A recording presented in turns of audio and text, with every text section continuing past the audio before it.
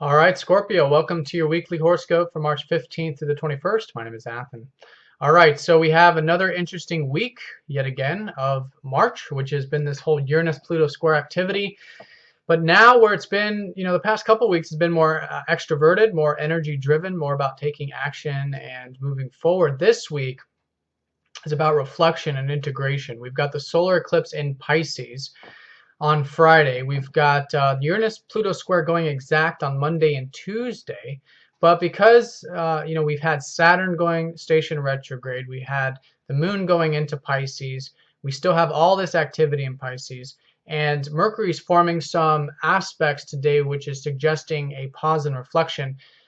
And the lunar energy is coming down, leading into that solar eclipse. It's all pointing towards a week of integration, of going slow, making sure we get that presence, that meditative time, whether it's through literally meditating or just doing the things that puts us into that meditative state, and making sure we get enough rest and relaxation. Through that, we're going to gain a lot of the insights from this solar eclipse, which is going to be the new beginnings for the next 6 months. Very powerful stuff with these eclipses.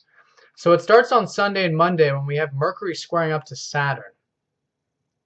And so this is involving your first house, where you've had Saturn transiting since the tail end of last year, now stopped this early part of the week station, about to go retrograde for the next 5 or 6 months, squaring up to Mercury in your fourth. So first of all, with Saturn, you guys have perhaps started some new responsibility, perhaps some, taking on some things, some assuming some responsibility, maybe getting disciplined, stepping into that disciplined role in some way or another, with Saturn going over your ascendants or soon to go over your ascendants. And that energy is now going retrograde. So essentially for the next 5 to 6 months while Saturn's retrograde, you guys want to think about these things. Think about the structures you've set with yourself. Think about the new discipline or the new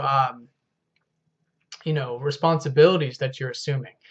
With the retrograde period, it's just like any other retrograde, except with Saturn, you want to think of, when he's paused right now, since he's such a slow-moving planet, you want to really think about these structures and reflect on it. Then once he starts to gain momentum later, which is a little bit later, like next week and the week after that, once he gains that retrograde motion, then it's more about putting it into action and testing it out through experience and practice and these types of things. But right now it just stopped, and it's such a slow moving planet. It's this, we really want to reflect. So reflect on you, reflect on your goals, your ambitions, what you're doing, where you're moving forward with these structures you're building this week in particular. Now that square up to Mercury means that there's an integration taking place with your fourth house of home and family. That was where we had the new moon last cycle. So we're releasing now this whole week, releasing the old cycles of the last energies for you with the fourth house, home, family, past, roots. So releasing those things, gearing up for the new beginnings involving your fifth house, which I'll talk about.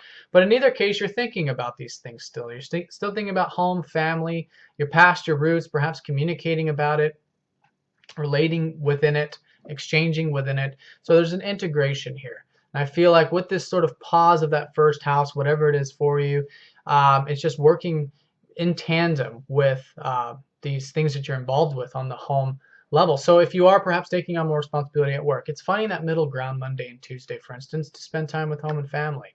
Or, there's so many ways to look at it. But the more you integrate the responsibility with home and family, then you're getting the most out of this transit.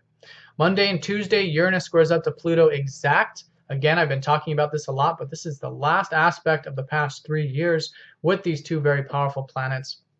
But again, it's introverted. If you are involved with anything on the external environment, make sure that you do have that internal reflection, that presence, that awareness, that observation as you do it, because there's a lot being learned this week around these things.